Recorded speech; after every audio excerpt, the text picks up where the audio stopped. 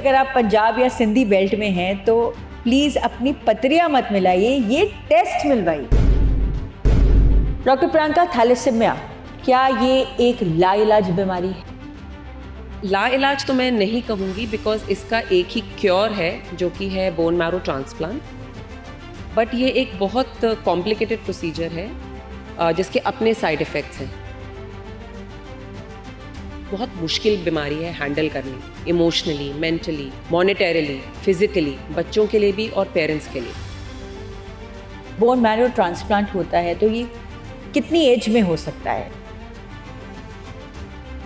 Thalassaemia typically 6 महीने की उम्र में डायग्नोज होता है। तो 6 महीने की उम्र से आप समझिए कि पूरी जिंदगी बच्चे को हर महीने ब्लड लगेगा। आपकी बॉडी ब्लड नहीं बना सकती। थैलेसीमिया में ये बेसिक प्रॉब्लम है। जो आयरन खाने से आता है हीमोग्लोबिन बनाने के लिए, ब्लड बनाने के लिए, वो नहीं यूज होएगा। जो बोन मैरो डोनर होता है वो कोई घर का ही होना चाहिए या बाहर से भी कोई? अगर सिबलिंग जो है वो अपना बोन मैरो ट्रांसप्लांट में डोनर बन जाता है तो उसकी लाइफ आगे कैसी रहती है? बट बोन मैरो ट्रांसप्लांट में आप ब्लड ले रहे हैं, so it's not a surgery, it's not an operation. Donor की लाइफ, हमारा परसेंटेज थैलेसीमिया का प्रतिशत हमारा 3% है, जो कि बहुत हाई है। और थैलेसीमिया एक ऐसा डिजीज़ है जो प्रिवेंट हो सकता है सिर्फ इस एक टेस्ट से। Doctor Priyanka, welcome to the Samar news. नमस्ते and thank you so much for having me. Thank you. Doctor Priyanka, thalassemia क्या ये एक लाइलाज बीमारी है? लाइलाज तो मैं नहीं कहूँगी, बिकॉज इसका एक ही क्योर है जो कि है बोन मैरो ट्रांसप्लांट। ओके। जिसको हम सारे I think probably blood changing के नाम से जानते हैं। बट ये एक बहुत कॉम्प्लिकेटेड प्रोसीजर है जिसके अपने साइड इफ़ेक्ट्स हैं। बट कोई भी अगर क्योर सीख कर रहा है इस बीमारी का, तो this is the only cure. And world over including India में हर जगह थैलेसीमिया के लिए बोन मैरो ट्रांसप्लांट किया जाता है। कितना सक्सेसफुल? सक्सेसफुल भी है। अगर आप कॉम्प्लिकेशंस नहीं हो तो सक्सेसफुल भी है। एंड बहुत बार आपको क्योर चाहिए, बिकॉज ये एक बहुत मुश्किल बीमारी है हैंडल करनी, इमोशनली, मेंटली, मॉनेटरीली, फिजिकली, बच्चों के लिए भी और पेरेंट्स के लिए भी। कितनी उम्र में हो सकता है? थैलेसीमिया टिपिकली 6 महीने की उम्र में डायग्नोज होता है। तो 6 महीने की उम्र से आप समझिए कि पूरी ज़िंदगी बच्चे को हर महीने ब्लड लगेगा। और 10-12 ब्लड लगने के बाद बच्चों को स्पेशल दवाइयाँ शुरू की जाती हैं जो बॉडी से एक्स्ट्रा लोहा निकालती हैं। इनको किलेशन कहते हैं। और इन दोनों में से कोई चीज़ अगर नहीं किए जाए तो जानलेवा हो सकती है। और जब बोन मैरो ट्रांसप्लांट होता है तो ये कितनी एज में हो सकता है? How old should be the child? Typically 2 या 3 साल की उम्र होती है। यस, ताकि आपका जो एक्स्ट्रा लोहा आपकी बॉडी में घूम रहा है, क्योंकि आपको ब्लड लग रहा है, आपकी बॉडी ब्लड नहीं बना सकती। थैलेसीमिया में ये बेसिक प्रॉब्लम है। अगेन एक दूसरे किस्म का स्विच ऑफ हो जाता है। एंड जो आयरन हम लेते हैं या जो आयरन खाने से आता है हीमोग्लोबिन बनाने के लिए, ब्लड बनाने के लिए, वो नहीं यूज़ होएगा। इसलिए सारा लोहा एक्स्ट्रा है। यही लोहा हमारी पूरी बॉडी में डिपॉजिट होके बॉडी डिस्ट्रॉय कर रहा होता है। उसी के लिए किलेशन होती है। जितनी कम डिस्ट्रक्शन हो, ट्रांसप्लांट उतना सक्सेसफुल होता है। और जो बोन मैरो डोनर होता है वो कोई घर का ही होना चाहिए या बाहर से भी कोई? Best we match for the donor. The best match is a sibling, but उसके चांसेस भी 25% हैं। सो इंडिया में जो ट्रांसप्लांट सेंटर्स हैं उनके पास बोन मैरो रजिस्ट्रीज़ हैं। आपकी मैचिंग वो रजिस्ट्री में डालते हैं और देखते हैं कि आपको कहाँ से इंडिया के या किसी वर्ल्ड के कोने से कौन मैच कर सकता है। यहाँ पर एक और बहुत अहम सवाल है। आपने कहा कि जो बोन मैरो ट्रांसप्लांट होता है थैलेसीमिया चाइल्ड के केस में वो सिबलिंग से हो सकता है। तो अगर सिबलिंग जो है वो अपना बोन मैरो ट्रांसप्लांट में डोनर बन जाता है तो उसकी लाइफ आगे कैसी रहती है? सो बोन मैरो ट्रांसप्लांट का मतलब ये नहीं कि हम बॉडी के किसी ऑर्गन को दे रहे हैं। जैसे हम किडनी ट्रांसप्लांट कर रहे हैं तो हमारी बॉडी से किडनी एक निकाल के दूसरी किडनी डाली जा रही है। Correct. But bone marrow transplant में आप ब्लड ले रहे हैं। So it's not a surgery, it's not an operation. Donor की लाइफ बिल्कुल नॉर्मल रहती है। So it doesn't affect the life of the donor at all. तो आप कह रहे हैं अगर बोन मैरो ट्रांसप्लांट होता है एक थैलेसेमिक चाइल्ड का और वो अपने सिबलिंग से लेता है तो जो सिबलिंग है उसकी लाइफ को कोई इससे खतरा नहीं है? नहीं, लाइफ को कोई खतरा नहीं है. Yes, he is the same. उनके टेस्ट्स होते हैं बहुत सारी इन्फेक्शंस और बहुत सारी चीज़ें रूल आउट करने के लिए कि क्या ये सिबलिंग एक हेल्दी डोनर है अगर मैच करता है तो. एंड उसके अलावा कोई इफेक्ट नहीं पड़ेगा.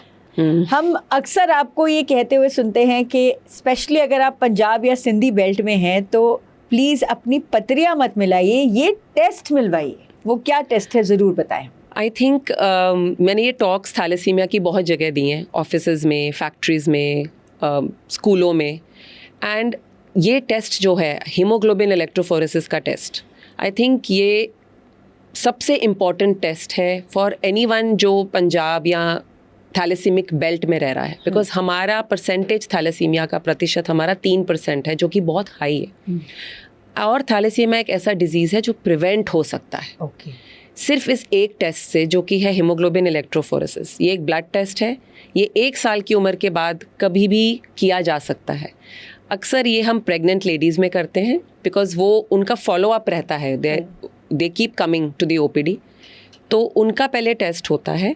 एंड अगर वो थैलेसीमिया माइनर है तो उनके हस्बैंड को टेस्टिंग के लिए बुलाया जाता है. और अगर हस्बैंड थैलेसीमिया माइनर है तो ईच प्रेगनेंसी में 25% 25% चांस होता है कि बेबी को थैलेसीमिया मेजर हो. सो बेबी के आसपास का पानी टेस्टिंग के लिए भेजा जाता है. On the other hand, if the mother is thalassemia minor and the father is normal, तो आगे कुछ करने की ज़रूरत नहीं होती. तो आप कहते हैं कि अगर शादी है तो HbA2 टेस्ट जरूर कराना चाहिए कि अगर दोनों हस्बैंड और वाइफ या जिनकी भी शादी होने वाली है वो HbA2 माइनर है, हाँ जी, दोनों माइनर है, हाँ जी, तो आगे बच्चों के लिए खतरा हो सकता है. यस, इसका डायरेक्ट आप सारी ज़िंदगी निकाल देंगे थैल माइनर होते हुए, आपको कोई फ़र्क नहीं पड़ेगा, आपकी बॉडी पे कोई असर नहीं होता. हाँ. सारा असर प्रेगनेंसी के टाइम होगा, आपका ब्लड गिरेगा. एंड दूसरा, द बेबी जो है हो सकता है वो थैलेसीमिया मेजर हो, जो कि आप बिना टेस्टिंग के नहीं जान सकते. तो जब तक हमारे पास पेशेंट आता है, it's too late. The baby is born और उस बेबी को ऑलरेडी थैलेसीमिया मेजर है. तो क्यों इस बीमारी को प्रिवेंट ना किया जाए. End of course it is not communicable. नहीं, ये भी एक हेरिडिटरी जेनेटिक है. हाँ. आप इसको कैच नहीं कर सकते. अगर एक थैलेसीमिया मेजर बेबी है तो उसके पेरेंट्स दोनों माइनर हैं. ओके. तो इसका जो है प्रिकॉशन यही है कि प्रेगनेंसी के टाइम ये टेस्ट ज़रूर कराया जाए. और बाय चांस डॉक्टर प्रियंका, अगर ये पता लगे कि प्रेगनेंसी के टाइम के दोनों पेरेंट्स थैलेसीमिया माइनर हैं, तो क्या प्रेगनेंसी अबॉर्ट करानी चाहिए या फिर what is the solution? So the solution is कि लाइक आई सेड, बेबी उनकी जेनेटिक टेस्टिंग होती है. हाँ. क्योंकि थैलेसीमिया माइनर का कौन सा म्यूटेशन है ये ढूंढना ज़रूरी है. फिर वही म्यूटेशन बेबी के आसपास जो पानी है, उसको एमनियोसेंटेसिस कहते हैं उस प्रोसीजर को, जिससे अल्ट्रासाउंड से नीडल डाल के बेबी के आसपास का पानी लिया जाता है.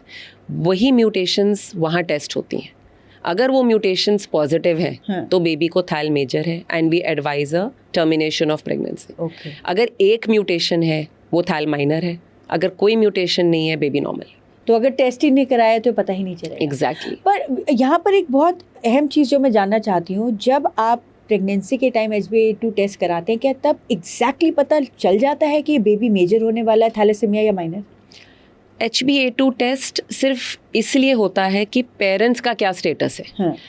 बेबी पे हम HbA2 टेस्ट नहीं करते. बेबी पे क्या टेस्ट? बेबी पे वही पानी का जो टेस्ट है, म्यूटेशन टेस्ट करने के लिए. उसमें पूरा 100% पता लग जाता है.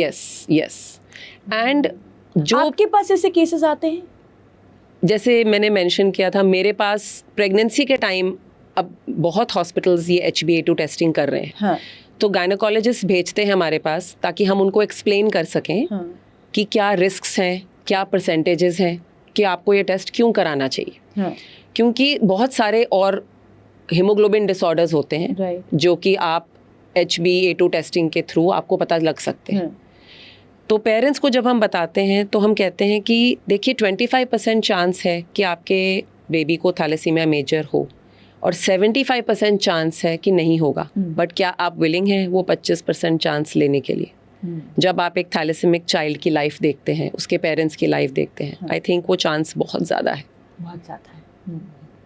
तो फिर तो ऐसे अगर दोनों पेरेंट्स माइनर हैं फिर तो they can't have a baby. No, बिल्कुल, ऑफ कोर्स दे कैन। अगर आपको 75% चांस हो रहा है हाँ. कि आपके बेबी को थैलेसीमिया मेजर नहीं है, हाँ. You can go ahead with the pregnancy, but every pregnancy you have to be tested. You have to be tested. Yes. Okay, तो ये चीज़ों का जो है ध्यान देना बहुत ज़रूरी है, क्योंकि थैलेसीमिया एक ऐसा डिजीज़ है जो सिर्फ ट्रीटेबल है bye bone marrow transplant. Yes, treatable by bone marrow transplant, but wonderfully preventive. Oh, Why not prevent it by Yes. getting an electrophoresis? absolutely, absolutely. Thank you so much. Thank you.